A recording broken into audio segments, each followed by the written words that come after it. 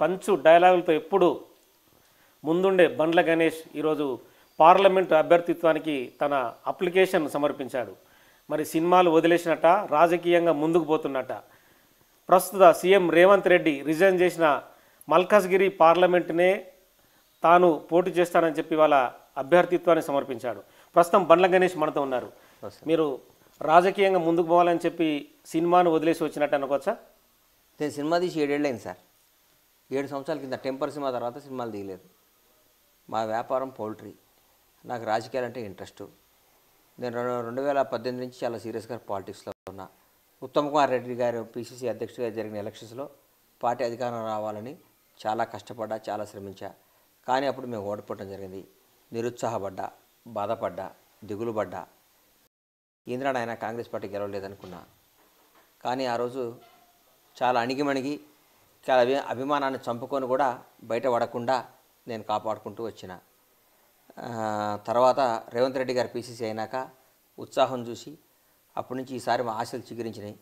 కాలక్రమేణా ఈసారి విక్టరీ కొడతాం రా నాయన, 100% కాంగ్రెస్ అధికారంలోకి వస్తుందని నమ్మి రేవంత్ రెడ్డి గారి నాయకత్వంలో కాంగ్రెస్ పార్టీ అధికారంలో రావటానికి నా శక్తి మేర, నా స్థాయి మేర నేను పనిచేయడం జరిగింది.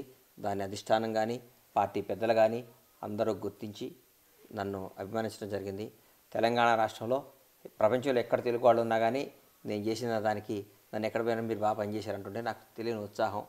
కానీ మన ఎమ్మెల్యే ఎలక్షన్లో కూడా పోటీ చేద్దాం అనుకున్నా కానీ నాకు అంతకుముందు నేను ఫస్ట్ పార్టీలో జాయిన్ అయినప్పుడు రాజేంద్ర నగర్ సీట్ అడగడం జరిగింది. అది పొత్తులో భాగంగా టీడీపీకి తీసుకోవడం జరిగింది. నాకు రాలేదు. నెక్స్ట్ టైం మొన్న అంటే మీరు రాజకీయాల్లో ఓనమాలు కూడా నేర్చుకోలేదు. సర్పంచ్ కానీ, వార్డు మెంబర్ కానీ, మిగతా అంటే ఎంపీటీసీ, జెడ్పీటీసీ, ఎమ్మెల్యేగా ఎక్కడ కూడా మీరు ఏ అటెండెన్స్ చేయలేదు.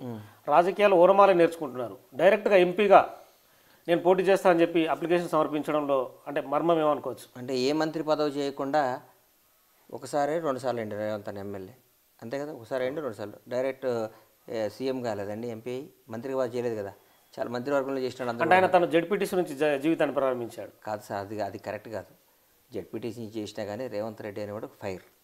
రేవంత్ అన్న ఒక బండ్ల గణేష్ కూడా ఒక ఫైర్ అనుకోవచ్చు, ఒక ఆటం బాంబు. రేవంత్ అన్న ఎవరికైనా ఏ పదవికైనా సమర్థత.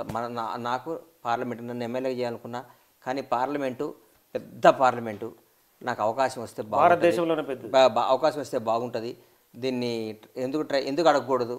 అందరూ తమిళియన్స్ కానీ మినీ ఇండియా అంటారు దాన్ని, చేస్తే అక్కడి నుంచి బాగుంటుందని అప్లికేషన్ పెట్టడం జరిగింది.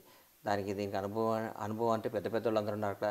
చాలా మంచి మంచి నాయకులు ఉన్నారు, గొప్ప వాళ్ళందరూ ఉన్నారు. కానీ నేను అడిగిన దాంట్లో న్యాయం ఉంది. నేను గెలుస్తాను నమ్మకంతో అప్లై చేసి సినిమా ప్రపంచం